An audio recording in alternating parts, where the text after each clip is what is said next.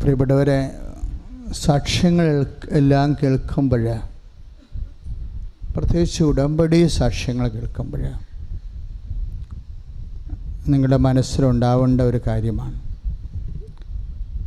കാര്യം ഉടമ്പടി സാക്ഷ്യങ്ങൾ പലപ്പോഴും വർക്കൗട്ട് ചെയ്യണത് ഉടമ്പടിയുടെ നിയമപ്രകാരം നമ്മളുടെ മെരിറ്റിലല്ല, നമ്മുടെ യോഗ്യതയിലല്ല. അതുകൊണ്ടാണ് നമ്മുടെ പരിമിതികളെ അതിലംഘിക്കുന്നൊരു പ്രാർത്ഥനയാണ് ഉടമ്പടി പ്രാർത്ഥന. നമ്മുടെ പരിമിതികളെ, നമ്മുടെ പല കാര്യങ്ങളും നമ്മുടെ ജീവിതത്തിൽ നടക്കാത്തതിൻ്റെ കാരണം എന്താ? നമ്മുടെ പരിമിതികൾ കൊണ്ടാണ് നടക്കുന്നത്. നമ്മുടെ ജീവിതത്തിൻ്റെ പല വിഷയങ്ങളും നടക്കാത്തതിൻ്റെ കാരണം നമ്മുടെ പരിമിതികളാണ് കാരണം. ആത്മീയ പരിമിതി, വിദ്യാഭ്യാസ പരിമിതി, അതുപോലെ തന്നെ ഭൗതിക പരിമിതികൾ, ലിമിറ്റേഷൻസാണ്. ഈ ലിമിറ്റേഷന് അൺലിമിറ്റഡ് ആക്കുന്നതാണ് ഉടമ്പടിയുടെ സാധ്യത എന്ന് പറയുന്നത്. പരിമിതികളെ പരാധീനതകളെ അതിലംഘിക്കുന്നതാണ്. അതെങ്ങനെയാണ് ഈ പരിമിതികളെ അതിലംഘിക്കുന്നത്? ഇപ്പോഴൊരു മോളൊരു സാക്ഷ്യം പറഞ്ഞില്ലേ, എന്നാ അവർ പറഞ്ഞ, അതായത് അവർ പറഞ്ഞ ഇതാണ്: ഞാനൊരു മലയാളം സ്റ്റുഡൻറ്റാണ് അല്ലേ, എൻ്റെ കൂടെ കോമ്പീറ്റ് ചെയ്യണ ആരാണ്? ICS സ്റ്റുഡൻസാണ് കോമ്പീറ്റ് ചെയ്യണത്. CBSE സ്റ്റുഡൻസും കോമ്പീറ്റ് ചെയ്യുന്നുണ്ട്. അപ്പോൾ മലയാളം സ്റ്റുഡൻ്റായി എനിക്ക് IELTSന് അല്ലെ OETക്ക് സ്വാഭാവികമായിട്ടും മാർക്ക് കിട്ടുന്നതിന് പരിമിതികളുണ്ട്. ട്രെയിൻഡ് അല്ലല്ലോ. ICSE സ്റ്റുഡൻസിനത് ഇൻ്റർനാഷണൽ സിലബസ് ഉപയോഗിക്കുന്നവരാണ്, ഇംഗ്ലീഷിൻ്റെ. അവരെ കവർ ചെയ്തുകൊണ്ടാണ് ഈ മലയാളം മീഡിയത്തിൽ പഠിക്കുന്നയാൾ ഇപ്പോൾ ആ ഇൻ്റർവ്യൂവിന് മാർക്ക് വാങ്ങിക്കുകയും ആ നൈപുണ്യ പരീക്ഷയ്ക്ക് മാർക്ക് വാങ്ങിക്കുകയും ജോലി നേടുകയും ചെയ്തിരിക്കുന്നത്. Price the Lord. ഇതൊക്കെ കേൾക്കുമ്പോൾ നമുക്ക് മനസ്സിലാകും, അതായത് ഉടമ്പടി നമ്മുടെ പരിമിതികളെ, നിങ്ങൾ ഉടമ്പടി ചെയ്യുമ്പോൾ, ഇപ്പോൾ അവസാനം കേട്ട സാക്ഷ്യം എന്താ അവർ പറയണത്? പരീക്ഷ എങ്ങനെ ഉണ്ടായിരുന്നു ചോദിക്കുമ്പോൾ പറയും, ഓ പരീക്ഷ കിട്ടുമെങ്കിൽ എല്ലാം കിട്ടും, പോവുമെങ്കിൽ എല്ലാം പോവും. അപ്പോൾ ചേച്ചി പറഞ്ഞു, ഇല്ല നമ്മൾ ഉടമ്പടി ചെയ്തതല്ലേ. അതാണ് സംഭവം. അപ്പോൾ അവൾക്ക് ഒരു ആത്മവിശ്വാസക്കുറവുണ്ട്, അനിയത്തിക്ക് ഒരു ആത്മവിശ്വാസക്കുറവുണ്ട്. അനിയത്തിൻ്റെ ആത്മവിശ്വാസക്കുറവിനെ അതിലംഘിച്ചുകൊണ്ടാണ്, അതിനെ പരിഹരിച്ചുകൊണ്ടാണ് ഉടമ്പടി വരണത്. നമ്മൾ ഉടമ്പടി ചെയ്തതല്ലേ. അപ്പോൾ നമ്മൾ മാതാവിൻ്റെ റേഞ്ചിലാണ് നമ്മൾ പ്രത്യാശിക്കുന്നത്. അത് ഭയങ്കര സംഭവമാണ്. അപ്പോൾ എൻ്റെ മക്കളെപ്പോഴും ചെയ്യേണ്ട കാര്യം വെച്ചാലേ, നിങ്ങൾ ചെയ്യേണ്ടത് എന്താണെന്ന് വെച്ച് കഴിഞ്ഞാൽ, നിങ്ങൾ മാക്സിമം നിങ്ങളെക്കൊണ്ട് പറ്റണത് പോലെ ഉടമ്പടിയോട് വിശ്വസ്തത പാലിച്ചു പോകണം. ഇതിൻ്റെ അകത്ത് കുറച്ച്, അതായത് മാക്സിമം എന്തുമാത്രം നമുക്ക് പറ്റാം അത്രയും. അല്ലാതെ നിങ്ങൾ ഭ്രാന്തികളൊന്നും കാണിക്കേണ്ട കാര്യമില്ല. സങ്കടപ്പെടുകയും അയ്യോ എനിക്കത് രാവിലെ 5:30 തന്നെ എഴുന്നേക്കാൻ പറ്റിയില്ലല്ലോ എന്നൊക്കെ പറഞ്ഞുകൊണ്ട് വിഷമിക്കേണ്ട കാര്യമില്ല. ഇന്ന് വചനം വായിച്ച അരമണിക്കൂറായി കാണുമോ, 20 മിനിറ്റല്ലേ വായിക്കാൻ പറ്റുള്ളൂ, 10 മിനിറ്റല്ലേ വായിക്കാൻ പറ്റുള്ളൂ, അങ്ങനെയൊക്കെ ഉള്ള ഒരു കുറ്റബോധം വേണ്ട. ഏറ്റവും പ്രധാനപ്പെട്ട വിഷയം എന്താണ്? എൻ്റെ മക്കളുടെ മനസ്സിലുള്ള ശ്രമമാണ്. മനസ്സിലായ? നിങ്ങൾ അതിന് ശ്രമിച്ചേ ഇല്ലേ എന്നുള്ളതാണ് ദൈവതിരുസന്നിധി. നെഗ്ലി ചെയ്യുക, അതിങ്ങനെ വേണേൽ അവോയ്ഡ് ചെയ്യുക, അങ്ങനെ ചെയ്യരുത്. അതാണ് ഞാൻ പറഞ്ഞത്. നിങ്ങളുടെ കപ്പാസിറ്റി അനുസരിച്ചും കുടുംബത്തിൻ്റെ സാഹചര്യം അനുസരിച്ചും മാക്സിമം ട്രൈ ചെയ്യുക. നമ്മൾ വിജയിച്ചാലും തോറ്റാലും ദൈവതിരുസന്നിധിയിൽ ആ വിജയത്തിനോ തോൽവിക്കോ പ്രത്യേക മൂല്യമില്ല. അതുകൊണ്ടാണ് നാളെ ഞങ്ങൾ ഇന്ന പട്ടണത്തിൽ പോയി ഇന്ന വ്യവസായം ചെയ്യുമെന്ന് പറയുമ്പോൾ അങ്ങനെ നിങ്ങൾ പറയരുത് എന്നല്ലേ യാക്കോബിൻ്റെ ലേഖനത്തിലുള്ളത്. നാളെ ഞങ്ങൾ ഇന്ന പട്ടണത്തിൽ പോയി ഇന്ന വ്യവസായം ചെയ്ത് കൂടുതൽ ലാഭമുണ്ടാക്കും എന്ന് നിങ്ങൾ പറയരുത് എന്നാണ് പറയണം. പിന്നെ എന്ത് പറയണം? കർത്താവ് മനസ്സാകുന്നെങ്കിൽ നാളെ ഞങ്ങൾ ഇന്ന പട്ടണത്തിൽ പോയി ഇന്ന വ്യാപാരം ചെയ്ത് ലാഭമുണ്ടാക്കും. അപ്പോൾ അവിടെ നമ്മുടെ വിജയത്തിനോ പരാജയത്തിനോക്കാളുപരി ദൈവത്തിൻ്റെ മനസ്സിനാണ് ഒരു വില. അപ്പോൾ ദൈവത്തിൻ്റെ മനസ്സിനൊരു വിലയിട്ട് വേണം എപ്പോഴും പ്രെയർ ചെയ്ത് പോകാൻ. നിങ്ങളുടെ മനസ്സിനൊരു വിലയിട്ട് കഴിയുമ്പോൾ സ്വാഭാവികമായിട്ടും അത് നടന്നില്ല എന്നുണ്ടെങ്കിൽ നിങ്ങൾ ആ പരാജയം ദൈവത്തിൻ്റെ പേരിലാക്കിയെടുക്കും. ഞാൻ ഉടമ്പടി ചെയ്തിട്ടും എനിക്ക് അതിൻ്റെ അകത്ത് സൗഖ്യം ലഭിച്ചില്ലല്ലോ എന്നൊക്കെ വിചാരിച്ചതുകൊണ്ട് നിങ്ങളുടെ സൗഖ്യം ലഭിക്കാത്ത അവസ്ഥകൾ ദൈവത്തിൻ്റെ അക്കൗണ്ടിലാക്കിയെടുക്കും. അപ്പോഴത് കൂടുതൽ ആധ്യാത്മിക പ്രതിസന്ധി ഉണ്ടാകും. അങ്ങനെ വേണ്ട. നമ്മൾ കർത്താവിൻ്റെ മനസ്സിലാണ് പ്രാധാന്യം കൊടുക്കുന്നത്. അപ്പോൾ മാതാവിൻ്റെ മധ്യസ്ഥം അതിലുള്ളതാണ് നമ്മുടെ പ്രാർത്ഥനയുടെ ഒരു യോഗ്യത എന്ന് പറയണത്. Price the Lord, hallelujah. ചില സമയത്ത് നമ്മൾ ദൈവത്തിൻ്റെ തിരുസന്നിധിയിൽ നിന്ന് പ്രഥമ ദൃഷ്ടിയ അനീതി അനുഭവിക്കാനുള്ള സാധ്യതയുമുണ്ട്. എന്താണെന്നറിയാമോ? ഞാൻ നിങ്ങളോട് പറഞ്ഞിട്ടുണ്ട്, നമുക്ക് ഉടമ്പടി കിട്ടിയത് അമ്മ തന്നത് 2015 ഞാൻ ഈ ശുശ്രൂഷ തുടങ്ങിയത് 89 തുടങ്ങിയതാണ്. ഈ ധ്യാനകേന്ദ്രം തന്നെ ഇവിടെ സ്ഥാപിച്ചിട്ട് തന്നെ ഇപ്പോൾ 19 കൊല്ലമായി. അതുവരെ ജനങ്ങളിവിടെ വരികയും പ്രാർത്ഥിക്കുകയും ചെയ്യുന്നുണ്ടായിരുന്നു. ഉടമ്പടി വന്നത് പഴയ 30 സാക്ഷ്യത്തിന് പകരം ഇപ്പോൾ 450 സാക്ഷ്യങ്ങളായ ഒറ്റയടിക്കാണിത് കൂടുകയും ഗുണനിലവാരങ്ങൾ വർദ്ധിച്ചു എന്നുള്ള കാര്യം. അപ്പോൾ ഉടമ്പടി ഒരു ഭയങ്കര പ്രാർത്ഥന തന്നെയാണ്. കാര്യം ഞങ്ങൾ അതില്ലാതിരുന്ന കാലം ഞങ്ങൾക്കറിയാമല്ലോ. നിങ്ങൾക്ക് പലർക്കും ഉടമ്പടി കൃപാസനത്തെ അറിയാവുന്നത് ഉടമ്പടിക്ക് ശേഷമാണ്. ഉടമ്പടി ഇല്ലാതിരുന്നൊരു കാലമുണ്ട്. അതൊരു 37 സാക്ഷ്യം വരെ വരുമായിരുന്നു. ഇന്ന് ആ സമയത്ത് 370 അല്ല 420ഓളം സാക്ഷ്യങ്ങളാണ് നമുക്ക് കൗണ്ട് ചെയ്യണത്. എത്രയോ പേര് പറയാതെ പോയിരിക്കണം. ചില സാക്ഷ്യങ്ങളൊക്കെ കേട്ടത് എത്ര മണിക്കാണ്? 6 മാസം 1 കൊല്ലം കഴിഞ്ഞല്ലേ കേട്ടത്. അപ്പോൾ അവരൊക്കെ ചിലപ്പോൾ ലീവിന് പോകുമായിരിക്കും, ചിലപ്പോൾ ജോലിക്ക് പോകുമായിരിക്കും, വരുമ്പോഴായിരിക്കും പറയണത്. ശ്രുതികടെ ഹല്ലേലൂയ. അതാണ് സ്വാഭാവികമായിട്ടുള്ളത്. പക്ഷേ ദൈവവും നമ്മളും തമ്മിലുള്ള ബന്ധത്തിൽ ആരോഗ്യകരമായ ഒരവസ്ഥ എന്താണെന്നറിയാമോ? ദൈവം നമ്മൾക്ക് കടക്കാനായി നിൽക്കണം. പലപ്പോഴും വരണത് എന്താണ്? നമ്മൾ ദൈവത്തിന് അങ്ങോട്ട് കൊടുക്കാനുള്ള അവസ്ഥയിലാണ് നിൽക്കുന്നത്. അതത്ര ഹെൽത്തി അല്ല. ഞാൻ 21 ലക്ഷത്തോളം ആൾക്കാരെ കൗൺസിൽ ചെയ്തിട്ടുണ്ട്. എത്ര വർഷമായി? 4 നൂറ്റാണ്ട് 30 വർഷമായില്ലേ. അപ്പോൾ ഇവരുടെ ആധ്യാത്മികതയുടെ ഓരോ ഘട്ടങ്ങളും പരിശോധിക്കുമ്പോൾ എനിക്ക് എപ്പോഴും തോന്നിയിരിക്കണ ഇതാണ്: ദൈവം ഇങ്ങോട്ട് തരാനുള്ള പോലെ ആയിരിക്കണം. ഈ പത്രോസ് രക്ഷപ്പെട്ടത് അങ്ങനെയാണ്.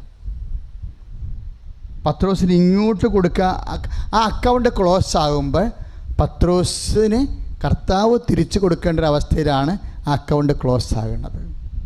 അത് ക്യാരി ഓവർ ചെയ്ത് അടുത്ത പേജിലോട്ട് പോകുമ്പോൾ, പുനരുത്ഥാനത്തിൻ്റെ പേജ് വരുമ്പോൾ പത്രോസിന് ഈശോ കടക്കാനായി നിൽക്കുന്നത് കാണാം. അതെങ്ങനെയാണ്? പത്രോസ് ഈശോന് അങ്ങോട്ട് കൊടുക്കാനുള്ള പോലെ ആ കണക്ക് വന്ന് അവസാനിക്കാൻ കാര്യം എന്താ? അമ്മയും അങ്ങനെയാണ്. കുരിശിൻ്റെ ചുവട്ടിൽ വെച്ച് കണക്ക് തീർക്കുമ്പോഴേ ദൈവം അമ്മയ്ക്ക് തിരിച്ചു കൊടുക്കാനുള്ള പോലെ കണക്ക് വന്ന് അവസാനിപ്പിക്കുന്നത്. കൈ ഇടിച്ച് കർത്താവ് ഹല്ലേലൂയ. നമ്മുടെ ധ്യാന വിഷയം എന്താണ്? പത്രോസിൻ്റെ കണക്ക് പുസ്തകം. എന്താ വെച്ചാൽ ഇങ്ങനെ പറയാൻ കാര്യം എന്നറിയാവോ?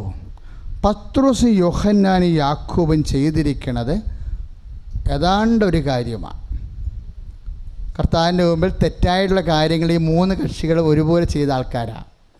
പത്രോസും ചെയ്തു, യോഹന്നാനും ചെയ്തു, യാക്കോബും ചെയ്തു. പൈശാചികമായ കാര്യങ്ങളാണ് ഇവർ ചെയ്തത്. പക്ഷേ പിശാച് എന്ന് കർത്താവ് വിളിച്ചത് ആരെയാണ്? പത്രോസിനെ. യോഹന്നാനെ വിളിച്ചില്ല, യാക്കോബിനെ വിളിച്ചില്ല.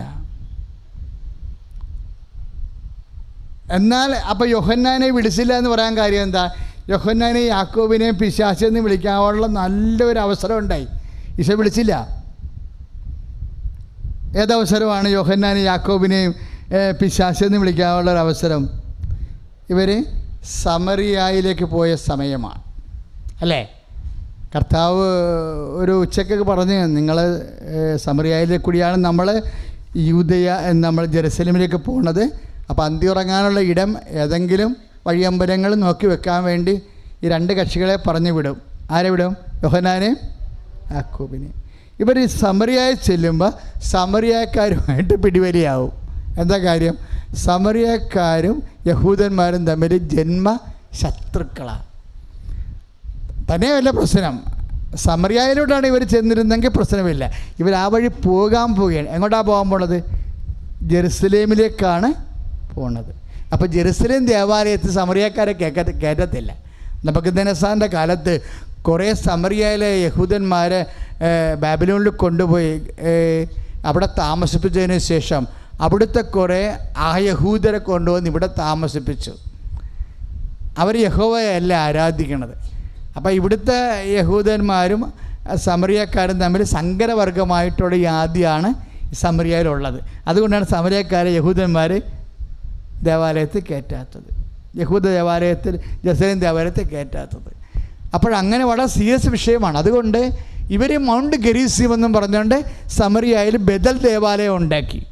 അവിടെ യഹൂദന്മാരെയും കയറ്റത്തില്ല, യഹൂദന്മാരെ അങ്ങോട്ട് പോകത്തുമില്ല. അപ്പോൾ ഇങ്ങനെ വളരെ, അതുകൊണ്ടാണ് സമറിയക്കാർ ഈശോയുമായി സംസാരിക്കുമ്പോൾ അവൾ പറയുന്നുണ്ടല്ലോ, അത് ഞാനൊരു സമറിയക്കാരനാണ്, നീ യഹൂദനാണ്, സമറിയക്കാരും യഹൂദനും തമ്മിൽ ബന്ധമൊന്നും ഇല്ലല്ലോ. അപ്പോൾ ബന്ധമില്ലാത്തൊരു സ്ഥലത്തേക്കാണ് ഈശോ ബന്ധമുണ്ടാക്കാൻ വേണ്ടി വിടണത്. പക്ഷെ അത് വലിയ പ്രശ്നമായി മാറും. എന്താ പ്രശ്നമായി മാറണത്? സമറിയക്കാർ വഴി നടക്കാൻ പോലും സമ്മതിക്കത്തില്ല. ആരെ? യോഹന്നാനെ, യാക്കോബിനെയും. അപ്പോൾ അവർക്ക് ദേഷ്യം വരും. ദൈവം നിങ്ങളെ വിടുന്ന വഴികളിൽ ഒരു പക്ഷേ നിങ്ങൾക്ക് ദേഷ്യം വരുന്ന സാഹചര്യം ഉണ്ടാകും. അതെപ്പോഴും ഓർക്കണം. ദൈവം നിങ്ങളെ വിടുന്ന വഴികളിൽ ചിലപ്പോൾ അവിടെയുള്ള വ്യക്തികളും അവിടെ കണ്ടുമുട്ടുന്ന വ്യക്തികളുമായി നിങ്ങൾക്ക് ദേഷ്യം വരുന്ന സാഹചര്യം ഉണ്ടാകും. ചിലപ്പോൾ നിങ്ങളുടെ ഓഫീസാകാം, ചിലപ്പോൾ നിങ്ങളുടെ വാദ്യാര് പണിയാണെങ്കിൽ സ്കൂളാകാം, ചിലപ്പോൾ മാറി വന്ന എച്ചമാകാം, നിങ്ങൾ പോലീസ് സ്റ്റേഷനിലാണ് വർക്ക് ചെയ്യണമെന്നുണ്ടെങ്കിൽ മാറി വന്ന SI ആകാം. ദൈവം നിങ്ങളെ വിടുന്ന വഴികളിൽ പലപ്പോഴും നിങ്ങളുടെ ജീവിതത്തിൽ ആൾക്കാരുമായി ഏറ്റുമുട്ടേണ്ട സാഹചര്യങ്ങൾ വരും. വളരെ സമാധാനമായിരുന്ന ആൾക്കാരാണ് ആര്? യോഹന്നാനും യാക്കോബ്. ഇപ്പോൾ അവർ പ്രക്ഷുബ്ധരായിരിക്കുകയാണ്. എന്താണ്? അവരേറ്റുമുട്ടിയ അവരെ പറഞ്ഞു വിട്ട വഴികളിലുള്ളവരെ ഇപ്പം നിന്നെ കെട്ടിച്ച് വിടുമ്പോഴും അങ്ങനെ ഉണ്ടാകാം. അവിടെ ചെല്ലുന്ന നാത്തൂനുമായിട്ട് നിനക്ക് ശരിക്കും പോലത്തെ ഉണ്ടാവും. നിന്നെ കെട്ടിച്ച് വിട്ടെന്ന് വിചാരിച്ചോ, അവിടെ ചെല്ലുമ്പോൾ എൻ്റെ പറ്റും, അവിടെയുള്ള നാത്തൂനും അമ്മായിയമ്മയും കൂടി ഒരു ടീമാകും, നീ പുറത്താകും. ചിലപ്പോൾ നീ ബെഡ്റൂമിൽ തന്നെ ഒളിച്ചിരിക്കണ കാണാം മാസങ്ങളോളം, ഇല്ലേ? അപ്പോൾ ഇഷ്യൂസ് ഉണ്ടാകുന്ന കാര്യം, ജീവിതത്തിൽ നമ്മൾ ഇഷ്യൂസ് മാറ്റാൻ പറ്റത്തില്ല. ഇഷ്യൂസ് മാറ്റിക്കൊണ്ട് എന്തെങ്കിലും വിഷയങ്ങൾ മാറ്റിക്കൊണ്ട് ഈ ഭൂമിയിൽ ഒരു ജീവിതം സാധ്യമല്ല. അതിനെ കൺഫ്രണ്ട് ചെയ്യാനാണ് ഈശോ പറഞ്ഞത്. സമറിയക്കാരുമായിട്ട് ഇഷ്യൂസ് ഉണ്ട്, എന്നാൽ പിന്നെ ഈശോ അങ്ങോട്ട് വിടരുത്, ഈശോ അങ്ങോട്ട് മാത്രമേ വിടത്തുള്ളൂ. അതാണ് സംഭവം. അപ്പം അങ്ങനെ വന്നപ്പോൾ അവിടെ ഇവർ തമ്മിൽ വാക്ക് പറഞ്ഞ് ഉടക്കി ഒന്നും തള്ളുക പിടിവലിയൊക്കെ ഉണ്ടായിട്ടുണ്ട്. എന്തെങ്കിലും കയ്യാങ്കളി അവിടെ ഉണ്ടായി കാണും യാക്കോബും യോഹന്നാനും സമറിയക്കാരും തമ്മിൽ. കാര്യം ഇവർ പറയണ വർത്തമാനം വളരെ പെസക് വർത്തമാനമാണ്. ഇവർ ഇടിത്തി പോലെ തിരിച്ചു വന്നിട്ട് പറയും, സ്വർഗത്തിൽ നിന്ന് അഗ്നി ഇറങ്ങി അവരെ നശിപ്പിക്കാൻ ഞങ്ങൾ കൽപ്പിക്കട്ടെയോ. അത്രയും അവരെ നശിപ്പിച്ച് കളയണമെന്നുള്ള ചിന്തയിലാണ് 9:54 ലുക്കായുടെ സുവിശേഷം 9:54. സ്വർഗത്തിൽ നിന്ന് അഗ്നി ഇറങ്ങി അവരെ നശിപ്പിക്കാൻ ഞങ്ങൾ കൽപ്പിക്കട്ടെയോ. ഉടമ്പടി കാലങ്ങളിൽ ഇതുപോലെയുള്ള ഉരസരം ഉണ്ടാകാനുള്ള സാധ്യത ശ്രദ്ധിക്കണം. അപ്പോൾ ഈശോ ചോദിക്കുന്ന ഒരു ചോദ്യമുണ്ട് ഇവരോട്. എന്താ ചോദിക്കുന്നത്? What spirit Leeds U? എന്ത് അരൂപിയാണ് നിങ്ങളുടെ മുമ്പിൽ നടക്കുന്നത്? അല്ലേ? അതല്ലേ ചോദ്യം. ലുക്കാൻ്റെ സുവിശേഷം 9:55 വാട്ട് സ്പിരിറ്റ് ലീഡ്സ് യു. ഉടമ്പടി കാലങ്ങളിലെല്ലാം എന്ത് ഇഷ്യൂ ഉണ്ടായാലും നമുക്ക് നമ്മളോട് തന്നെ ചോദിക്കാൻ പറ്റിയ ഒരു ധ്യാനചോദ്യമാണ്. എന്താണ്? എന്തരൂപിയാണ് നമ്മളെ നയിക്കുന്നത്? എന്തരൂപിയാണ് നയിച്ചത്? അഥവാ എന്തരൂപിയാണ് നയിക്കേണ്ടത്? എന്തരൂപിയാണ് അവരെ നയിച്ചതെന്ന് അവിടെ പറയുന്നുണ്ട്.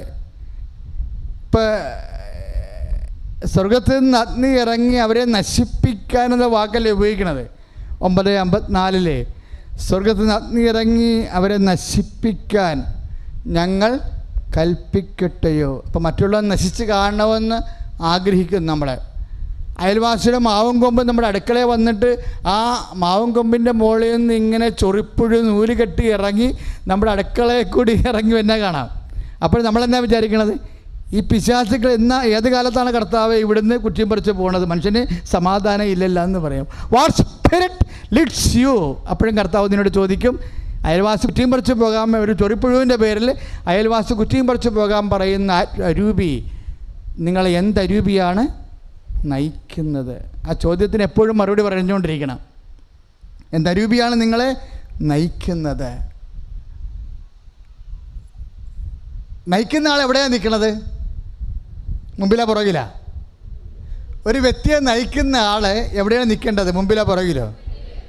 ഇപ്പം മുമ്പിൽ ആരാ നിൽക്കണമെന്നാണ് ചോദിക്കണത്. അതാണ് സംഭവം. അതായത് എന്തരൂപിയാണ് നിങ്ങളെ നയിക്കുന്നത്? കാര്യം ഇവരെന്നാ ചോദിച്ചത്? സ്വർഗത്തിൽ നിന്ന് അഗ്നി ഇറങ്ങി അവരെ നശിപ്പിക്കാൻ ഞങ്ങൾ കൽപ്പിക്കട്ടെയോ. അപ്പം നശിപ്പിക്കുന്ന അരൂപി എന്നാ അരൂപിയായിരിക്കും? അതാണ് യോഹന്നാൻ 10:10 പറയണത്. യോഹന്നാൻ 10:10 എന്താണ്? കൊല്ലാനും പറഞ്ഞേ നശിപ്പിക്കാനുമാണ് കള്ളൻ വരുന്നത്. അപ്പം പിശാചിൻ്റെ അരൂപിയാണ് അല്ലേ ആരെ നയിക്കണത്? യോഹന്നാനെ നയിക്കണത്. ഈ ഉടമ്പടി കാലത്ത് എന്തരൂപിയാണ് നയിക്കണമെന്നുള്ളത് സീരിയസ് ക്വസ്റ്റ്യനാണ്. പിശാചിനെ ഇറക്കി വിട്ടില്ല എന്നുണ്ടെങ്കിൽ ഉടമ്പടി നടന്നിട്ടില്ലെന്നേ പറയത്തുള്ളൂ. പറഞ്ഞ മനസ്സിലായില്ലേ? നിങ്ങളുടെ ഉള്ളിൽ നിന്നും ജീവിതത്തിൽ നിന്നും പെരുമാറ്റത്തിൽ നിന്നും പിശാചിനെ ഇറക്കി വിട്ടിട്ടില്ല എന്നുണ്ടെങ്കിൽ നിങ്ങൾ ദൈവത്തോട് ഉടമ്പടി ചെയ്തിട്ടില്ല. കാര്യം പിശാച് ഇരിക്കുന്ന ഇടവുമായിട്ട് ദൈവം ഉടമ്പടി ചെയ്യത്തില്ല. അപ്പോൾ ഉടമ്പടിക്ക് എവിടെയെങ്കിലും ഫ്ലോപ്പായിട്ടുണ്ടാകുന്ന നോക്കണം. ആരാണ് നമ്മുടെ മുമ്പേ നടക്കേണ്ടത്? ഞാൻ എൻ്റെ ആടുകൾക്ക് മുമ്പേ നടക്കും. യോഹന്നാൻ 10:4 അല്ലേ? യോഹന്നാൻ ഒന്ന് പറഞ്ഞു, ഞാൻ എൻ്റെ ആടുകൾക്ക് മുമ്പേ നടക്കും. അപ്പം ഈശോയാണ് മുമ്പേ നടക്കേണ്ടത്. ഈശോയുടെ കാൽ ചുവട് കണ്ടാണ് നമ്മൾ നടക്കേണ്ടത്. ഈശോയുടെ കാഴ്ച. അപ്പോൾ എന്നാ ഇഷ്യൂസ് ഉണ്ടായാലും ഈശോ ഈ വിഷയത്തെക്കുറിച്ച് എന്നാ പറയുന്നു, ഈശോ എങ്ങോട്ടാണ് കാല് വെച്ച് നടക്കണത്, ആ വഴിയെയാണ് നമ്മൾ നടക്കേണ്ടി വരുന്നത്. പ്രാർത്ഥിക്കുക. കർത്താവായ ദൈവമേ, ഉടമ്പടി കാലത്ത് സാത്താനെ മുന്നിൽ നിർത്തി നടക്കാതെ നശിപ്പിക്കാൻ വേണ്ടി ദൈവത്തോട് ആവശ്യപ്പെടാതെ ഈശോനെ മുന്നിൽ നിർത്തി യോഹന്നാൻ 10:4 അനുസരിച്ച് കൊണ്ട് കർത്താവിനെ വാക്കിലും പ്രവൃത്തിയിലും കർത്താവിനെ അനുഗമിക്കുവാൻ ഞങ്ങളെ അഭിഷേകം ചെയ്യണം.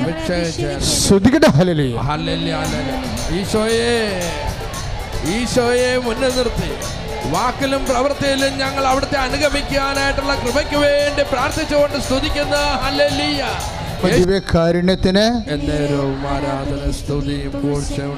അപ്പോൾ നമ്മൾ ലൂക്ക 9:54-55 വചനം പരിശോധിക്കുമ്പോഴേ സ്വർഗത്തിൽ നിന്ന് അഗ്നി ഇറങ്ങി അവരെ നശിപ്പിക്കട്ടെ എന്ന് ചോദിക്കുമ്പോഴേ അതിൻ്റെ കൂടെ 10 യോഹന്നാൻ 10:10 കണക്ട് ചെയ്യുമ്പോൾ നശിപ്പിക്കുന്ന അരൂപി സാത്താൻ്റെ അരൂപിയാണെന്ന് തിരിച്ചറിയുമ്പോൾ യോഹന്നാനെ യാക്കോബിനെ അല്ലേ ഈശോ സാത്താനെ എന്ന് വിളിക്കേണ്ടത് അല്ലേ?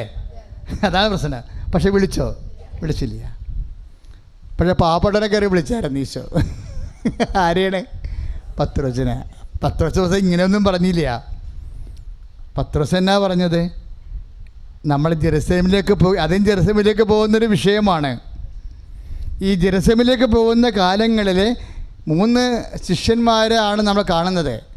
ആ 3 ശിഷ്യന്മാരുടെ 2 തരത്തിലുള്ള പ്രതികരണങ്ങളും ഈശോൻ്റെ റെസ്പോൺസും അതിനുശേഷം അവരുടെ പ്രതികരണങ്ങളുമൊക്കെ ആധ്യാത്മിക ധ്യാനത്തിൻ്റെ ഭാഗമാണ്. ഈശോ അവരോട് പറഞ്ഞു, നമ്മൾ ജെറുസലേമിലേക്ക് പോവുകയാണ്. ആരോട് പറഞ്ഞു? പത്രോസിനോട് പറഞ്ഞു. എന്നാ സംഭവിക്കും?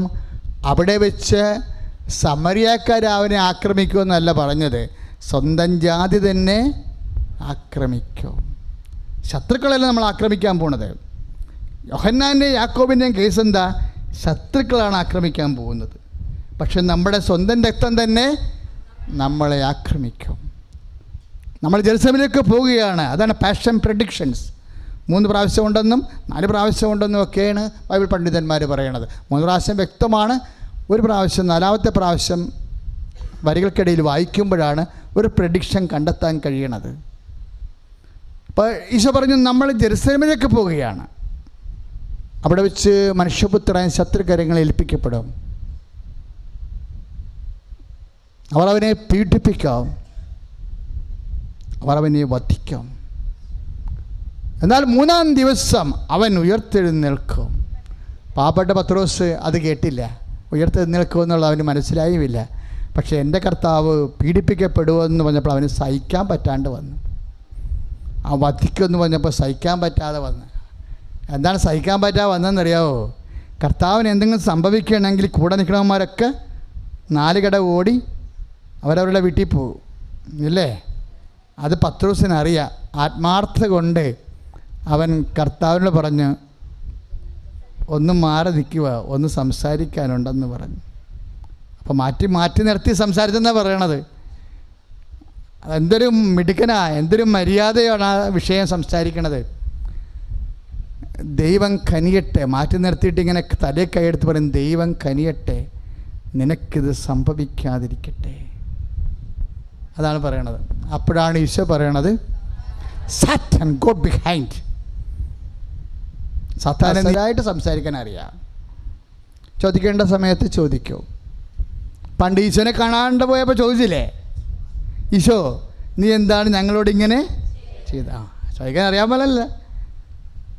ലുക്കായുടെ സുവിശേഷം 2:48, ഈശോ നീ എന്താണ് ഞങ്ങളോട് ഇങ്ങനെ ചെയ്തത്? ആ ചോദ്യം ആദ്യം ചോദിക്കേണ്ടത് എപ്പോഴാണെന്നറിയാവോ? അമ്മയോട് പണ്ട് മംഗളവാർത്ത സമയത്ത് എന്താ പറഞ്ഞത്? അവൻ്റെ പേര് ഈശോ എന്നാണ്. ദാവീദിന് സിംഹാസനം അവന് കൊടുക്കും. പിതാവായ ദൈവം യാക്കോബിൻ്റെ ഗോത്രത്തിലാണ് അവൻ ജനിക്കണത്. അവൻ വലിയവനായിരിക്കും എന്നൊക്കെ പറഞ്ഞിട്ടല്ലേ ചാണകക്കുഴി കിടക്കണത്, ഇല്ലേ? അങ്ങനെയല്ലേ പറഞ്ഞ് മംഗളവാർത്ത ആയത്. പക്ഷെ മംഗളവാർത്ത പറഞ്ഞ കാര്യങ്ങളൊന്നും തൻ്റെ ജീവിതത്തിൽ കാണുന്നില്ലല്ലോ.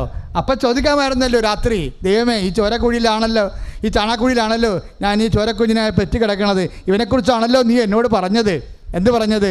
അവൻ മഹാനായിരിക്കും, വലിയവനായിരിക്കും, യാക്കോബിൻ്റെ ഗോത്രത്തിൽ വലിയവനായിരിക്കും, ദാവീദിന് സിംഹാസനം കൊടുക്കുമെന്ന് പറഞ്ഞിട്ട് സിംഹാസനം വേണ്ട, ദാവീദും വേണ്ട, കൊട്ടാരവും വേണ്ട, മര്യാദക്കൊരു വീട് വാടകയ്ക്ക് ഒരു ഇറമ്പ് ചോദിച്ചിട്ട് പോലും തന്നില്ലല്ലോ എന്ന് പറഞ്ഞില്ലേ?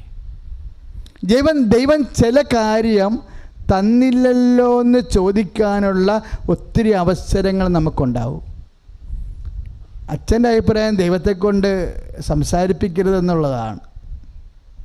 തന്നില്ലല്ലോ എന്ന് ചോദിക്കാനുള്ള അവസരങ്ങൾ നമ്മുടെ ജീവിതത്തിൽ ഉണ്ടാകും. പണ്ട് മൂത്ത മകൻ ചോദിച്ചില്ലേ,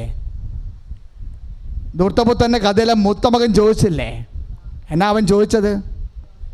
അവൻ വീട്ടിൽ കയറാൻ കൂട്ടാക്കിയില്ലല്ലോ, അവൻ പുറത്ത് നിന്നില്ലേ? സന്ധ്യപ്രാർത്ഥനയ്ക്ക് ജോലി കിട്ടാത്തതിൻ്റെ പേരിൽ, അയൽ ടെസ്റ്റിന് തോറ്റതിൻ്റെ പേരിൽ, കടക്കാർ സമയത്ത് ചിട്ടി വീഴാത്തതിൻ്റെ പേരിൽ എന്നാത്തിനാ പ്രാർത്ഥിക്കണതെന്നും പറഞ്ഞുകൊണ്ട് കുടുംബ പ്രാർത്ഥനയ്ക്ക് പങ്കെടുക്കാത്ത ആൾക്കാരെല്ലാം മൂത്ത മക്കളെ പോലെയാണ്. നീ എനിക്ക് തന്നില്ലല്ലോ എന്നും പറഞ്ഞ് അവൻ വീട്ടിൽ കയറാൻ കൂട്ടാക്കുന്നില്ലെന്ന്. അപ്പോഴെന്നാ സംഭവിക്കണത്? നീ വീട്ടിൽ കയറാൻ കൂട്ടാക്കില്ലെങ്കിൽ നിൻ്റെ അപ്പൻ എന്നാൽ നീ അവിടെ പോയി തൊലയാൻ പറയുമോ? അത് പറയത്തില്ല. നിൻ്റെ അപ്പനത് പറയത്തില്ല. ദൈവവചനം എന്താ പറയണത്? അവൻ്റെ നിപ്പ് കണ്ടപ്പോൾ, അവൻ്റെ മുഖം കണ്ടപ്പോൾ അപ്പൻ പുറത്തേക്ക് വന്ന് അവനെ അനുനയിപ്പിക്കാൻ തുടങ്ങിയെന്നാണ്. നിന്നെ എന്നെ അനുനയിപ്പിച്ചിട്ട് ദൈവത്തിന് എന്നാ കാണിക്കാനാണ്? ഒന്നുമില്ല. പുകഞ്ഞ കൊള്ളി പുറത്ത് പോയി പണി നോക്കണമെന്ന് പറയാമോ ദൈവം? ഇല്ല. അവൻ കർത്താവിൻ്റെ അപ്പനാണ്. കൈയിടിച്ച് കർത്താവ്. 15, 29, 31 തിരുവചനങ്ങളാണ് നമ്മളിപ്പോൾ കേട്ടത്. 15-ാം അധ്യായം 29-ാമത്തെ വാക്കിലാണ് അവൻ ചോദിക്കണത്, ഒരു കുഞ്ഞാടിനെ പോലും എൻ്റെ കൂട്ടുകാർ ഉല്ലസിക്കാൻ നീ തന്നില്ലല്ലോ. ഉടമ്പടി ചെയ്യാത്ത നിൻ്റെ മകനും ഉടമ്പടി ചെയ്ത മകനും 2 മക്കളാണ് ഉള്ളത് അപ്പന്. ഉടമ്പടി ചെയ്യാത്ത മകനുമുണ്ട്, ഉടമ്പടി ചെയ്ത മകനുണ്ട്. ഉടമ്പടി ചെയ്യാത്ത മകനാണ് സ്വത്ത് മേടിച്ചുകൊണ്ട് വിദൂര ദേശത്തേക്ക് പോയിരിക്കുന്നത്. ഉടമ്പടി ചെയ്ത മകൻ ഉഴാനും ആടുമേയ്ക്കാനൊക്കെ പോയിട്ട് സന്ധ്യ വരെ അപ്പന് വേണ്ടി എല്ലുമുറിയെ പണി ചെയ്തിട്ട് അപ്പൻ്റെ കൂടെയുണ്ട്.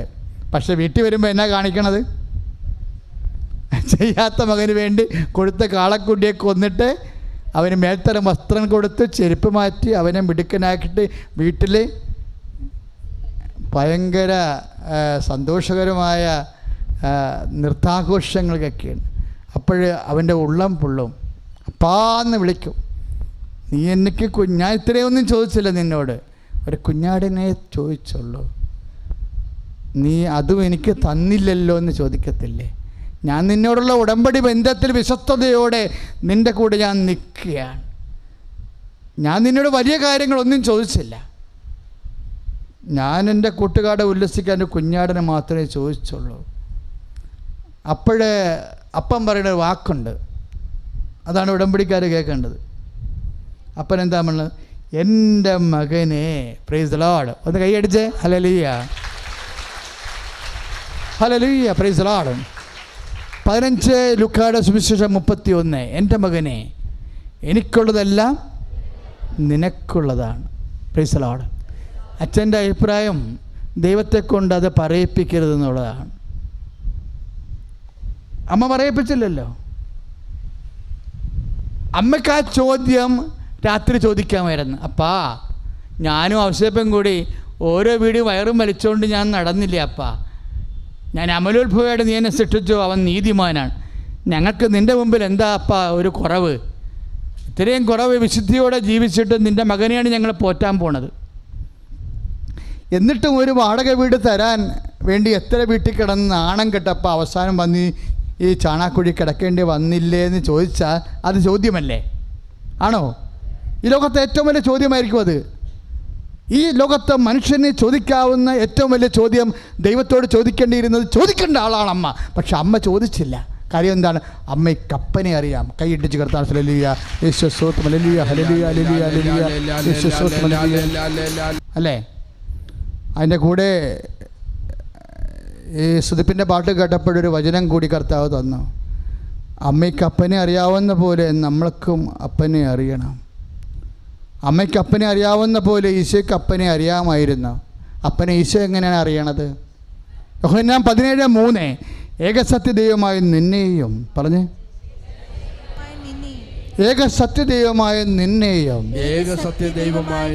നീ അയച്ച യേശുക്രിസ്തുവിനെയും അറിയുകയാണ് നിത്യജീവൻ. Price the Lord. അപ്പനെ അറിയാവുന്നവരെ അപ്പനോട് സംസാരിക്കത്തില്ല, തർക്കിക്കത്തില്ല. അപ്പനോട് തർക്കിക്കണത് ആരാണ്? അപ്പന്. ഈശോ എന്നാ ചെയ്തത്? അപ്പനോട് തർക്കിച്ചില്ല. അപ്പനോട് അവൻ തർക്കിച്ചില്ല എന്ന് നമ്മളോട് പറയുന്നത് ആരാണ്? ഐസയ എത്ര കൊല്ലം മുമ്പ്? 700 കൊല്ലം മുമ്പ്. അവൻ തർക്കിക്കില്ല, അവൻ ബഹളം ഉണ്ടാക്കില്ലെന്ന് കൈയടിച്ച് കർത്താവ് ഹല്ലേലൂയ. അപ്പനെ അറിയാവുന്നവർ തർക്കിക്കത്തില്ല. അപ്പനെ അറിയാവുന്നവരെ വീട്ടിൽ കയറാൻ മടിയ കാണിച്ചുകൊണ്ട് പുറത്ത് നിൽക്കത്തില്ല. അങ്ങനെ പുറത്ത് നിന്നാൽ അപ്പൻ വരുമെന്നും പുറത്തോട്ടിറങ്ങി വരുമെന്നും എൻ്റെ അപ്പൻ നാണം കെടുത്തി പുറത്തിട്ട് കൊണ്ടുവരരുതെന്നും നമ്മളോട് എൻ്റെ ഇടത്തും വലത്തുമുള്ളവർ സംസാരിച്ചിട്ടുണ്ട് മനുഷ്യരാശിയോട്. അവൻ ഐസയ 53:7 പറഞ്ഞു, അവൻ തർക്കിച്ചില്ല, ബഹളമുണ്ടാക്കിയില്ല എന്ന്. ലൂക്കാ 2:19 2:52 പറഞ്ഞു, യേശുവിൻ്റെ അമ്മ എല്ലാം ഹൃദയത്തിൽ സംഗ്രഹിച്ചു. കേൾക്കപ്പെടാത്ത പ്രാർത്ഥനകൾ ഹൃദയത്തിൽ സംഗ്രഹിക്കാനുള്ളതാണ്, തർക്കിക്കാനുള്ളതല്ല. കൈയിടിച്ച് കർത്താൻ ഹല്ലേലൂയ, യേശുവേ സ്തോത്രം, ഹല്ലേലൂയ, ഹല്ലേലൂയ. ദിവ്യകാരുണ്യത്തിന് എന്തിനാ സഹോദരങ്ങളെ പരിശുദ്ധാത്മാവ് ഇപ്പം ഇങ്ങനെ സംസാരിക്കണത്? ഏതെങ്കിലും വിഷയത്തിൽ നീതിയായിട്ട് ദൈവം നിന്നോട് പെരുമാറിയിട്ടില്ല എന്ന് നിനക്ക് തോന്നുന്നുണ്ടെങ്കിൽ നീ എന്ത് ചെയ്യണമെന്നാണ് പറയണത്? നിരാശപ്പെടരുത്, സങ്കടപ്പെടരുത്, തർക്കിക്കരുത്. പിന്നെ എന്ത് ചെയ്യണം? ഹൃദയത്തിൽ സംഗ്രഹിക്കണം. എന്താ കാര്യമെന്നറിയാവോ? ആ 20:14 മത്തായിയുടെ സുവിശേഷം. എന്താ? ദൈവത്തിൻ്റെ ബേസിക് ആറ്റിറ്റ്യൂഡാണത്. മത്തായി 20:14, ഞാൻ നിന്നോടൊരു അനീതിയും ചെയ്തിട്ടില്ല. ദൈവത്തിൻ്റെ ഒരു വിഷയം എന്താണെന്നറിയാവോ? അതായത് ദൈവത്തിന് നിൻ്റെ ജീവിതത്തിൽ ഏത് സമയത്ത് വേണമെങ്കിലും ഇടപെടാം, അനുഗ്രഹിക്കാം. ഇന്ന് അനുഗ്രഹിച്ചില്ല എന്ന് വിചാരിച്ചുകൊണ്ട് ഒരിക്കലും നിന്നെ അനുഗ്രഹിക്കത്തില്ലെന്ന് നീ ചിന്തിക്കരുത്. ഏതെങ്കിലും കാര്യത്തിൽ കുറവുണ്ടെങ്കിൽ നിൻ്റെ ജീവിതം ചില സമയത്ത് ദൈവം പറയുമേ, why can't you suffer injustice? ബൈബിളിലെ വാക്കിൽ ഏറ്റവും എനിക്കിഷ്ടപ്പെട്ട ഒരു വാക്കാണ്, why can't you suffer injustice? നിനക്ക് എന്തുകൊണ്ടാണ് ദ്രോഹം സഹിക്കാൻ പാടില്ലാത്തതെന്ന്. 1 Corinthians 6:7 why can't you suffer injustice? നിനക്ക് എന്തുകൊണ്ടാണ് ദ്രോഹം? അത് ബൈബിളിന് മാത്രമേ ചോദിക്കാൻ പറ്റത്തുള്ളൂ. കാര്യം എന്താണ്? ഇത് കർത്താവിൻ്റെ വചനമാണ്. കൈയടിച്ച് കർത്താവ് ഹല്ലേലൂയ. കർത്താവേ സ്തുതി, കർത്താവേ സ്തോത്രം, കർത്താവേ കർത്താവേ നന്ദി, കർത്താവേ. ലൂക്കായുടെ സുവിശേഷത്തിൽ 10-ാം അധ്യായം 36-ാമതൊരു വചനമുണ്ട്. എന്തെങ്കിലും കൂടുതൽ ചിലവാകേണ്ടി വരികയാണെങ്കിൽ ഞാൻ തിരിച്ചു വരുമ്പോൾ തന്നുകൊള്ളാം. ആരോട് പറയണത്? സമറിയക്കാരൻ. അവൻ കള്ളന്മാരുടെ കൈകളകപ്പെട്ട് അവൻ പെരുവഴി കിടന്നപ്പോൾ അവനെ എണ്ണയും വീഞ്ഞും വെച്ചവൻ്റെ വ്രണങ്ങൾ പൊറുപ്പിക്കാൻ നോക്കിയതിന് ശേഷം സത്രത്തിൽ കൊണ്ടുപോയിട്ടൊരു ദനാറ കൊടുത്തിട്ട് പറയും, എന്തെങ്കിലും കൂടുതൽ ചിലവാകണമെങ്കിൽ ഞാൻ തിരിച്ചു വരുമ്പോൾ തരാം. ഒരു ഭാഗം, ഈ ഭാഗം ലുക്കാ 10:36 ഒരു സമയത്ത് ഞാൻ വായിക്കുമ്പോൾ പെട്ടെന്ന് എൻ്റെ മനസ്സിൽ പരിശുദ്ധാത്മ പറഞ്ഞു, ആരാ ജോസഫെ തിരിച്ചു വരുന്നത്? നിൻ്റെ കർത്താവല്ലാതെ ആരാണെന്ന്. എൻ്റെയും നിൻ്റെയും ജീവിതത്തിൽ വിശ്വാസി തിരിച്ചു വരാൻ പോകുന്നത് ആരാണ്? നിൻ്റെ കർത്താവാണ്. എന്തെങ്കിലും കൂടുതൽ നമ്മുടെ കയ്യിൽ ചിലവായാൽ ദൈവത്തിൻ്റെ വചനം പാലിക്കുന്നതിൻ്റെ പേരിൽ, ഉടമ്പടിയുടെ പേരിൽ, കർത്താവിന് മുമ്പിൽ വിശുദ്ധ പാലിച്ചതിൻ്റെ പേരിൽ എന്തെങ്കിലും വിശ്വാസമോ പ്രത്യാശയോ ദൈവസ്നേഹമോ പരസ്നേഹമോ കാരുണ്യ പ്രവൃത്തിയോ പ്രേക്ഷിത പ്രവൃത്തിയോ നിൻ്റെ കയ്യിൽ നിന്ന് കൂടെ ചിലവായ ഹി വിൽ റിഫൗണ്ട് ഇറ്റ്. കർത്താവ് തിരിച്ചു തരും. കൈയടിച്ച് കർത്താവ് അങ്ങയോട് നീതി പുലർത്തുന്നവരുടെ അടുത്തേക്ക് കർത്താവ് തിരിച്ചു വരുമെന്നുള്ളത്. ഹല്ലേലൂയ, ജയം ഹല്ലേലൂയ, യേശു കർത്താവ് ജീവിക്കുന്നു. ഹല്ലേലൂയ, ജയം ഹല്ലേലൂയ, യേശു കർത്താവ് ജീവിക്കുന്നു. കർത്താവിനെ സ്നേഹിച്ചതിൻ്റെ പേരിൽ കൂടുതൽ ചിലവായ ആളാണ് പത്രോസ്. കർത്താവിനെ സ്നേഹിച്ചതിൻ്റെ പേരിൽ യോഹന്നാനേക്കാൾ കൂടുതലും യാക്കോബിനേക്കാൾ കൂടുതൽ ചിലവായ ആളാണ് പത്രോസ്. എന്താ കാര്യം? കർത്താവിനെ സംരക്ഷിക്കാൻ വേണ്ടി നടത്തിയ ഒരു തീരുമാനത്തിലാണ് പിശാചെന്ന് വിളിച്ചത്. അതിൻ്റെ സഹനം അവരുടെ മുമ്പിൽ വെച്ച് ആക്ഷേപിച്ചു. യോഹന്നാൻ്റെയും യാക്കോബിൻ്റെയും യൂദാസിൻ്റെയും മുമ്പിൽ വെച്ച് ലീഡറിനെയാണ് ആക്ഷേപിച്ചിരിക്കുന്നത്. ഇനി ഇവനെ പിശാചെന്ന് വിളിച്ച ഇവൻ പറയണത് യൂദാസ് കേൾക്കത്തില്ല. യൂദാസിൻ്റെ മുമ്പിൽ കർത്താവ് പത്രോസിൻ്റെ വില കളഞ്ഞു. പത്രോസിന് കൂടുതൽ ചിലവായി. യേശുവിനെ സ്നേഹിച്ചതിൻ്റെ പേരിൽ അവൻ അപമാനമേറ്റു, കൂടുതൽ ചിലവായി. എന്താണ് വാഗ്ദാനം? പത്രോസേ, എന്തെങ്കിലും എൻ്റെ പേരിൽ കൂടുതൽ ചിലവായാൽ I will refund it when I return. ഞാൻ തിരിച്ചു വരും പത്രോസേ, അന്ന് ഞാൻ കണക്ക് പറയും. അപ്പം നിനക്ക് ആയിരിക്കും അധികാരമെന്ന്. സ്തുതിയുടെ ഹല്ലേലൂയ, യേശുവേ സ്തോത്രം, ഹല്ലേലൂയ ഹല്ലേലൂയ ഹല്ലേലൂയ. ഈശോയെ ആരാധന, കർത്താവേ മഹത്വം. എഴുന്നേൽക്കുക, എല്ലാവരും എഴുന്നേൽക്കുക.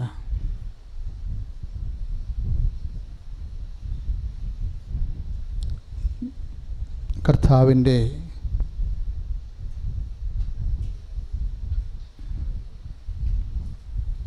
വഴിയാത്രയിൽ പലപ്പോഴും പത്രോസ് പരസ്യമായി അപമാനമേറ്റതും ഈശോനെ വിശ്വസിച്ചതിൻ്റെ പേരിൽ ഒറ്റപ്പെട്ടവനുമാണവൻ. പക്ഷെ ഒരിക്കലും അവൻ കർത്താവിനെ അനുഗമിക്കുക എന്നുള്ള തൻ്റെ ദൈവവിളിയിൽ അവൻ്റെ കാലിടറിയിട്ടില്ല. പിലാത്തോസിൻ്റെ അരമനയിലേക്ക് കർത്താവ് അവിടുന്ന് ഗാഗുത്തായിലേക്കും പോകുന്ന ആ കുരിശിൻ്റെ വഴികളിലെ കർത്താവിൻ്റെ വചനം പറയുന്നു, പത്രോസ് അകലെ കൂടിയാണെങ്കിലും അവനെ അനുഗമിച്ചിരുന്നുവെന്ന്. സ്ത്രീക്ക് പ്രസവവേദന വരുന്നത് പോലെയാണ് ദുഃഖമെന്ന് ഈശോ ഒരിക്കൽ പറഞ്ഞു. പ്രസവിച്ച് കഴിയുമ്പോൾ അവൾ സന്തോഷിക്കും, പഴയ ദുഃഖം ഒരിക്കലും അവൾ ഓർക്കത്തുമില്ല എന്ന് പറഞ്ഞു. ഉടമ്പടി എടുക്കണവൻ്റെയൊക്കെ എല്ലാ ദുഃഖവും അതുപോലെയാണ്. കർത്താവ് നിന്നെ സമർത്ഥമായി അനുഗ്രഹിക്കുന്ന ഒരു കാലവും ദിവസവും വരും. ഇപ്പോഴനുഭവിക്കുന്ന സങ്കടം നീ അപ്പോൾ ഓർക്കത്തുമില്ല. ശ്രുതിയുടെ ഹല്ലേലൂയ. അതുപോലെ തന്നെ എൻ്റെ മോണ നമ്മുടെ പതിരയില്ലേ ശ്വാസകോശം, എൻ്റെ വലതുവശം താഴെ കൈവെക്കാൻ പറഞ്ഞിട്ടുണ്ട്. അവിടെ രോഗമുള്ളവരെ അതെന്ത് അവയവമാണെന്നൊന്നും അച്ഛന് അറിയത്തില്ല. അതായത് ചിലപ്പോൾ പാങ്ക്രിയാസ് ആകാം, അല്ലെങ്കിൽ ലിവർ തന്നെയാകാം. അതായത് കൈ വെക്കേണ്ടത് നമ്മുടെ പതിരയുടെ താഴെയാണ്, വലതുവശത്താണ്. താഴെ വെച്ച് കൈവച്ചുകൊണ്ട് ഇനി നിങ്ങൾക്ക് ചിലപ്പോൾ അവിടെ രോഗം ഉണ്ടാകത്തില്ല, പക്ഷേ നിങ്ങളുടെ വീട്ടിലുള്ളവർക്കുണ്ടാകാം. അവരെ ഓർത്തുകൊണ്ട് അവരുടെ സൗഖ്യത്തിനായി രോഗമില്ലാത്തവരും അവിടെ കൈവെക്കേണ്ടതാണ്. അച്ഛൻ ആ രോഗസൗഖ്യത്തിന് വേണ്ടി പ്രാർത്ഥിക്കാൻ പോകുകയാണ്. എൻ്റെ മക്കളെ സ്തുതിക്കട്ടെ. ഹല്ലേലൂയ. കർത്താവായ ശിമിശിഹായേ, പാങ്ക്രിയാസിനെ സമർപ്പിച്ച് പ്രാർത്ഥിക്കുന്ന കർത്താവേ, പാങ്ക്രിയാസിനെ സംബന്ധിച്ച് പ്രാർത്ഥിക്കുന്ന കർത്താവേ, അവിടെ എന്നാ അവയവമാണെങ്കിലും ആ അവയവങ്ങൾക്കുണ്ടാകുന്ന രോഗങ്ങൾ യേശുനാമത്തിൽ പൂർണ്ണമായി സൗഖ്യമാക്കുന്ന ഹല്ലേലൂയ. രോഗങ്ങളെല്ലാം എടുത്തു മാറ്റി അനുഗ്രഹിക്കുന്നതിനെ ഓർത്ത് നന്ദി പറഞ്ഞുകൊണ്ട് സ്തുതിക്കട്ടെ. ഹല്ലേലൂയ. കർത്താവേ, ഊമന് സംഭാഷണ ശക്തി നൽകിയവനെ, മഹോരോഗിയെ സുഖപ്പെടുത്തിയവനെ, കർത്താവേ, മരിച്ചവനെ ഉയർപ്പിച്ചവനെ, കർത്താവേ, നിന്റെ തിരുനാമത്തിന് സ്തോത്രം ചെയ്യുന്നു.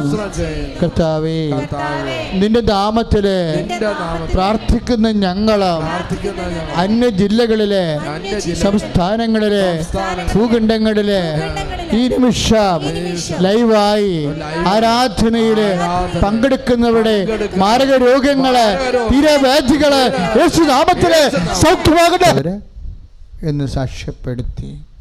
മുഴ രോഗങ്ങൾ അത് ഇന്നലെ ഉണ്ടായിരുന്നു, സൗഖ്യപ്പെട്ടവരെ സാക്ഷ്യപ്പെടുത്തി. ഈ സൗഖ്യവും സാക്ഷ്യവും എല്ലാം എങ്ങോട്ടാണ് ലക്ഷ്യം വെക്കണം നിങ്ങൾക്കറിയാവോ? പരിശുദ്ധ അമ്മ 2004 പ്രത്യക്ഷപ്പെട്ടതിൻ്റെ ഭാഗമായിട്ടാണ് നമുക്ക് അമ്മ ഉടമ്പടി തന്നിരിക്കുന്നത്, അല്ലേ? ആ ഉടമ്പടിയിലാണ് ഇത്രയും അടയാളങ്ങൾ നടന്നുകൊണ്ടിരിക്കുന്നത്. ആ അടയാളങ്ങളെല്ലാം എന്താണ് പറയണത്? ഈ പ്രത്യക്ഷീകരണം പരിശുദ്ധ സഭ ധ്യാനപൂർവം പഠിച്ച് എന്താണ് ആ പ്രത്യക്ഷീകരണത്തിലൂടെ ദൈവം ഉദ്ദേശിക്കുന്നത് അത് മാർപ്പാപ്പ അന്തർദേശീയ സഭയോട് വെളിപ്പെടുത്തിയിട്ട് ദൈവഹിതം നിറവേറ്റണം. അതാണ് എൻ്റെ അടയാളം. അതാണ് ഇത്രയും അടയാളങ്ങൾ വരാൻ കാര്യം. അതുകൊണ്ട് തന്നെ എൻ്റെ മക്കൾ, രോഗങ്ങൾ എന്തുണ്ടെങ്കിലും നിങ്ങളിവിടെ വന്നിട്ടുണ്ടോ അത് നിങ്ങളെ സുഖപ്പെടുത്താൻ തന്നെയാണ് നിങ്ങളെ പിടിച്ചുകൊണ്ട് വന്നിരിക്കുന്നത്. അതെൻ്റെ മക്കൾ ഓർക്കണം. Hallelujah, hallelujah. കർത്താവേ,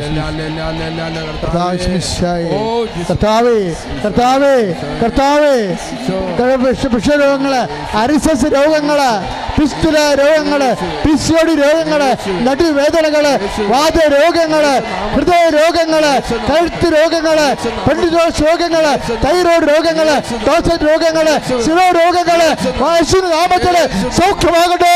ഹല്ലേലൂയ. മക്കളെ, നമ്മൾ സുവിശേഷ പത്രം കൊടുക്കത്തില്ലേ? അപ്പോൾ നമ്മളത് പ്രാർത്ഥിച്ചാണ് കൊടുക്കണത്. എന്തിനാ അങ്ങനെ കൊടുക്കണേ പത്രം? കർത്താവിനെ അറിയാത്തവർ അറിഞ്ഞവർ ആഴപ്പെടാം. വേറെ ഒരു ലക്ഷ്യമുണ്ട്. പത്രം നമ്മൾ കൊടുക്കുന്നതിന് വേറെ ഒരു ലക്ഷ്യം കൂടിയുണ്ട്. എന്താണെന്നറിയാവോ? വേദന കൊണ്ടും പഴുത്തും ചീഞ്ഞും നിരാശപ്പെട്ട് നടക്കുന്ന 10,000-കണക്കിന് മക്കളുണ്ട്. അവർക്ക് എന്താ നമ്മൾ കൊടുക്കണത്? സാക്ഷ്യപത്രമാണ് കൊടുക്കുന്നത്. എന്ന് വെച്ചാൽ എന്താ അർത്ഥം? നമുക്ക് ചുറ്റും സാക്ഷികളുടെ ഒരു മഹാസമൂഹം. അതാണ് ഈ ഹെബ്രായർ 12:1. നമുക്ക് ചുറ്റും സാക്ഷികളുടെ ഒരു മഹാസമൂഹം ഉള്ളത് കൊണ്ട് നമ്മുടെ പാപങ്ങളും ഭാരങ്ങളും നീക്കിക്കളയാം. അതാണ് നമ്മൾ കൊടുക്കുന്ന സുവിശേഷം. ദൈവപൈതലെ, നിൻ്റെ പാപം നീക്കിയവനാണവൻ. അവൻ്റെ നാമത്തെ വിശ്വസിച്ചാൽ നീ വിശുദ്ധനാകും. നിൻ്റെ പാപം നീ നീക്കണം. നിൻ്റെ രോഗം ഏറ്റെടുത്താണ് അവൻ ഇന്നും ജീവിക്കുന്നു. അവൻ്റെ നാമത്തെ വിശ്വസിക്കുമ്പോൾ നീയും സൗഖ്യപ്പെടും. അതാണ് നമ്മൾ പത്രം കൊടുത്തുകൊണ്ട് പറയാതെ പറയുന്നത്. എന്താണ്? നമുക്ക് ചുറ്റും സാക്ഷികളുടെ ഒരു സമൂഹമുള്ളത് കൊണ്ട്. പത്രത്തെ മുഴുവനും സാക്ഷികളുടെ സമൂഹമല്ലേ? അത് കൊടുക്കുമ്പോഴേ വായിക്കുന്നവൻ്റെ മനസ്സിൽ തോന്നുന്ന അനുഭവമാണതാണ്. നിൻ്റെ പാപം നീ നീക്കണം. നീ ഭാരപ്പെട്ടവനായി നടക്കാൻ നിൻ്റെ ദൈവം ആഗ്രഹിക്കുന്നില്ല. നീ പാപിയായി കുറ്റബോധമുള്ളവനായി നടക്കാൻ, നിരാശപ്പെട്ടവ നടക്കാൻ നിൻ്റെ ദൈവം അനുഗ്രഹിക്കുന്നില്ല. നിൻ്റെ കുറ്റബോധം മാറ്റാൻ, നിൻ്റെ പാപം മാറ്റാൻ, നിൻ്റെ ഭാരം മാറ്റാനാണ് അവൻ ഭാരമെടുത്തത്. കൈ അടിച്ച് കർത്താവ് നന്ദി കർത്താവേ, സ്തുതി കർത്താവേ, സ്തോത്ര കർത്താവേ, ആരാധന കർത്താവേ, മഹത്വ. Hallelujah, hallelujah, hallelujah, hallelujah. ചില സാക്ഷ്യങ്ങൾ കേൾക്കുമ്പോൾ എനിക്ക് തോന്നും നമ്മുടെ ധ്യാനകേന്ദ്രം ഈ മാലാഖമാരുടെ ധ്യാനകേന്ദ്രമാണ്. നഴ്സുമാരല്ല കുറേ സാക്ഷ്യം പറയണത്. അതുപോലെ തന്നെ എല്ലാ മേഖലയിലുള്ളവർ സാക്ഷ്യം പറയുന്നുണ്ട്. അപ്പം നിൻ്റെ ജീവിതത്തിൻ്റെ എല്ലാ സാഹചര്യങ്ങളും, നിൻ്റെ കടം, വീടില്ലാത്ത അവസ്ഥ. എനിക്ക് ഇന്ന് ഏറ്റവും ഇഷ്ടപ്പെട്ട സാക്ഷ്യം ഏതാണെന്ന് അറിയാമോ? ചമ്പക്കുളത്തിലെ അച്ചായൻ പറഞ്ഞ സാക്ഷ്യമാണ്. അതായത് അച്ചായൻ ആ 3 പെൺകുഞ്ഞുങ്ങളെ വളർത്തി കരകയറ്റിയത് പശുവിനെ വളർത്തിയാണ്. അവസാനം വന്നപ്പോൾ പശു എല്ലാം കൈവിട്ട് പോയപ്പോൾ അപ്പനും ഒരു സങ്കടമുണ്ട് ശരിക്കും. അത് വളർത്തി പരിചയമുള്ളവർക്ക് അത് മനസ്സിലാകത്തുള്ളൂ. പക്ഷെ അമ്മയ്ക്ക് മനസ്സിലാവും. വെറുതെ കൊണ്ടൊന്ന് പശുവിനെ കൊടുത്തിട്ടും പോയി. നിൻ്റെ ഹൃദയത്തിലൊരു കുഞ്ഞ് ഭാരം വന്നാൽ അമ്മ അത് കുഞ്ഞായിട്ടല്ല എടുക്കണത്, വലിയ ഭാരമായിട്ട് തന്നെ എടുക്കണത്. അതാണ് നമ്മൾ കേട്ട ഇന്നത്തെ സാക്ഷ്യങ്ങളിലെ ഏറ്റവും നല്ല ഒരു ഹൃദ്യമായ സാക്ഷ്യം. ആ അച്ചായനെ സഹായിച്ച അമ്മ, വീട് അല്ലേ, മക്കളുടെ വിവാഹം, അവരുടെ ജോലി, അച്ചായൻ്റെ പശു, പ്രളയം വന്നിട്ട് പോലും എത്ര പശുക്കളാണ് ചത്ത് ഒഴുകിപ്പോയത് നമ്മൾ കണ്ടതല്ലേ. എന്നിട്ട് ആ പശുവിനെ അമ്മ സംരക്ഷിച്ചില്ലേ? അമ്മ കൊടുക്കണതെല്ലാം അമ്മ സംരക്ഷിക്കും. നിങ്ങൾക്ക് തരണതെല്ലാം അമ്മ സംരക്ഷിക്കും. ഓ ഈശോയെ, പരിശുദ്ധ അമ്മ വഴി ഞങ്ങൾക്ക് കിട്ടുന്ന എല്ലാ അനുഗ്രഹങ്ങളും ഞങ്ങൾക്കത് വർദ്ധാണ് കർത്താവേ, അത് എന്നെന്നും നിലനിൽക്കുന്നത്.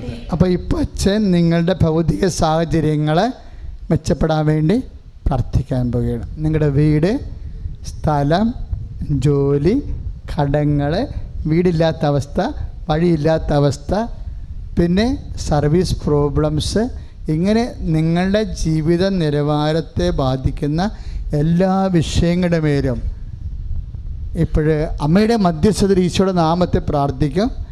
കർത്താവ് നിങ്ങൾക്ക് സാക്ഷ്യം പറയാൻ ഇട തരും. സ്തുതിയുടെ ഹല്ലേലൂയ, ഹല്ലേലൂയ, ഹല്ലേലൂയ. യേശുസ്തോത്രം, യേശുസ്തോത്രം, യേശുസ്തോത്രം, യേശുസ്തോത്രം, യേശുസ്തോത്രം, യേശുസ്തോത്രം, യേശുസ്തോത്രം. യേശുവേ ഹല്ലേലൂയ, ഹല്ലേലൂയ.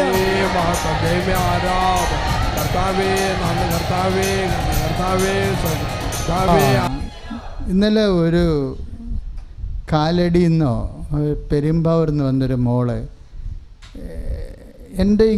എന്നെ വട്ടമിട്ട് തടസ്സപ്പെടുത്തി നടക്കിയിരുന്നു. അപ്പം എനിക്ക് തോന്നി എന്തോ സീരിയസ് കേസാണെന്ന്. അവൾക്ക് പറയാൻ പറ്റില്ല. അവൾ എഴുതി എനിക്ക് തന്ന്. ഞാൻ എത്ര തിരക്കാണെങ്കിലും ആ എഴുത്ത് മൊത്തം അവിടെ നിന്ന് വായിച്ച് എനിക്ക് ഒരു പോയിൻ്റാണ് അതിൻ്റെ അത് ഇഷ്ടപ്പെട്ടത്. അച്ഛാ, 1 ഗ്രാം കമ്മൽ വിറ്റാണ് ഞാൻ കൃപാസനത്തിൽ ഇന്ന് വന്നിരിക്കുന്നത്. ഇനി എനിക്ക് വിൽക്കാനൊന്നുമില്ല, വരാൻ പറ്റുമെന്ന് തോന്നണില്ല. അച്ഛൻ അമ്മയോട് പറഞ്ഞിട്ട് ഒരവസാന തീരുമാനം ചെയ്യണമെന്ന്.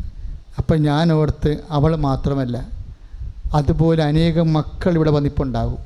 അച്ഛനോട് ചേർന്ന് പ്രാർത്ഥിച്ചേ. കർത്താവായ ദൈവമേ, കർത്താവായ ദൈവമേ, പലതരത്തിലുള്ള വേവലാതികള്, സാമ്പത്തിക ഭാരങ്ങള്, ജോലിയില്ലാത്തവര്, വീടില്ലാത്തവര്, വിവാഹം ഒത്തുവരാത്തവര്, അങ്ങയുടെ തിരുസന്നിധിയില് കണ്ണീരോടെ പ്രാർത്ഥിക്കുന്നു. സാമ്പത്തിക ബാധ്യതയുള്ളവര്, രോഗപീഠകളാല് ചികിത്സിച്ച് കടമായവര്, ഈശോയെ, വഴിയില്ലാത്തവര്, വെള്ളമില്ലാത്തവര്, കേസിൽ അകപ്പെട്ടവര്, തർക്കപുരയിടത്തില് താമസിക്കുന്നവര്, ഭാഗ ഉടമ്പടി നടക്കാത്തവര്, കർത്താവിന്റെ നാമത്തില് കുഞ്ഞുങ്ങളെ പഠിപ്പിക്കുവാൻ മാർഗമില്ലാത്തവര്, പഠിക്കാൻ അഡ്മിഷൻ ലഭിക്കാത്തവര്, എല്ലാവിധ ഭൗതിക മേഖലകളിലും കർത്താവിന്റെ കൃപ ചൊരിയട്ടെ.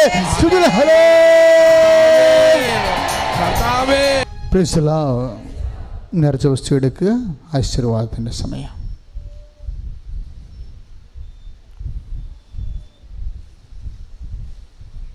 പത്രമാണ് ഏറ്റവും വലിയ നേർച്ച വസ്തു. പത്രം ആദ്യം എടുക്കുക, കൂടെ മറ്റുള്ള എല്ലാ നേർച്ച വസ്തുക്കളും എടുക്കുക.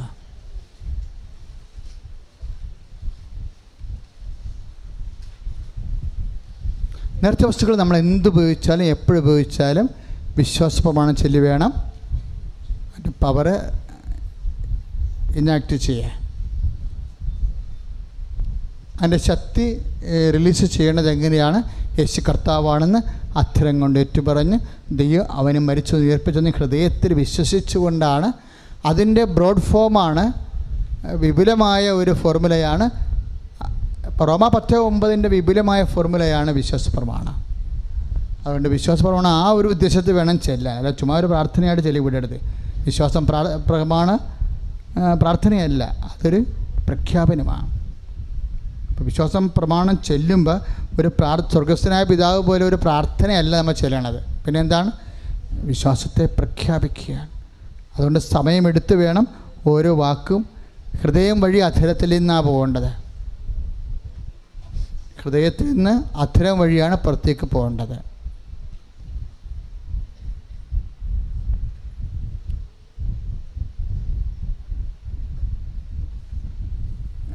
യൂട്യൂബ് സബ്സ്ക്രൈബ് ചെയ്യാത്തവർ ഇന്ന് തന്നെ സന്ധ്യക്കുള്ളിൽ സബ്സ്ക്രൈബ് ചെയ്യേണ്ടതാണ്.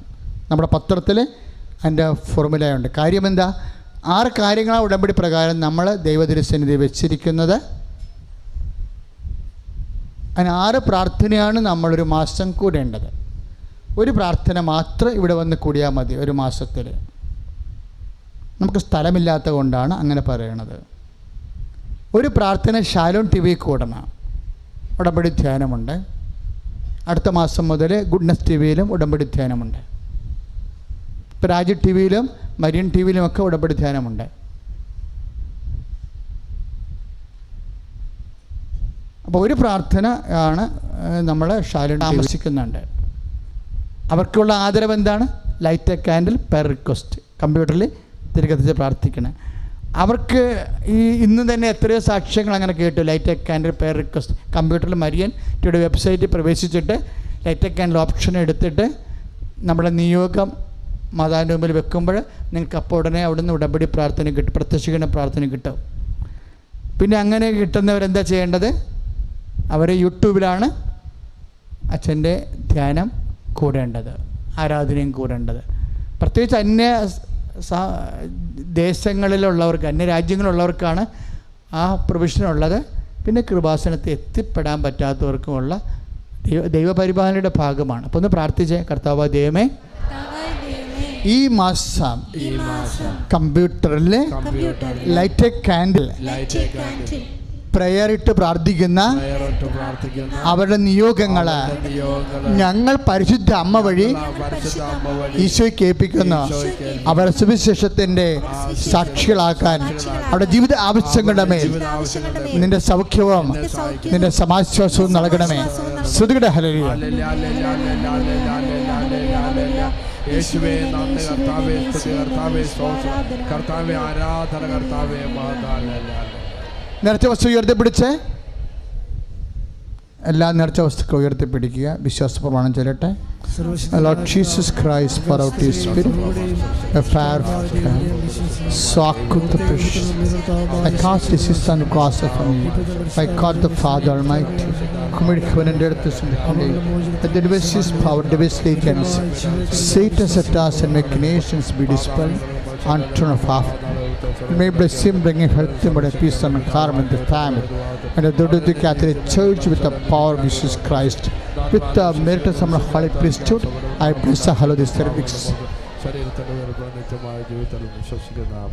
ഇപ്പോൾ സമാപന ആശീർവാദമാണ്. ദിവ്യകൃപാനയാൽ ആശീർവദിക്കുന്ന സമയമാണ്. പത്രം എല്ലാ ഭാഷകളിലും, ഹിന്ദി, ഇംഗ്ലീഷ്, തമിഴ്, അതുപോലെ തന്നെ മറ്റ് ഭാഷകളിലും, തമിഴ്, അതുപോലെ തന്നെ തെലുങ്ക് ഭാഷകളിലുള്ള പത്രങ്ങൾ ഓഫീസിൽ ലഭ്യമാണ്. അതാത് സംസ്ഥാനങ്ങളിലേക്ക് പോകുന്നവരെ ആ പത്രമാണ് വാങ്ങിച്ചു കൊണ്ടുപോയി പ്രേക്ഷിത പ്രവർത്തനം ചെയ്യേണ്ടത്. ഇപ്പോൾ നേർച്ച വസ്തു ഉയർത്തി പിടിക്കുമ്പോൾ, ദിവ്യകുർബാനയെ ആശീർവദിക്കുമ്പോൾ, യൂട്യൂബിൽ ധ്യാനം കണ്ടുപിടിക്കുന്ന എല്ലാ ആൾക്കാരും നേർച്ച വസ്തുക്കളെ കയ്യിലെടുത്ത് വിശ്വാസ പ്രമാണം ചെല്ലാവുന്നതാണ്.